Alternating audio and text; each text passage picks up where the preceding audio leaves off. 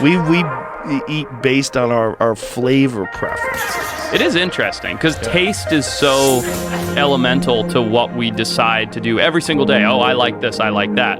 But that's not the point of food. Right. The point of food is nourishment, right? It's to keep your body strong and you continue to have energy. And yet we've completely abandoned that notion. Raw Sport's one of the only proteins that I've come across where it's got a whole nutrient profile. I know when I'm using Raw Sport, I'm getting all the health benefits of all the superfoods like the maca, the quinoa and the pea protein, all the other added superfoods, as well as my protein intake. So I know I'm covered for protein. And the quality of the ingredients is remarkable.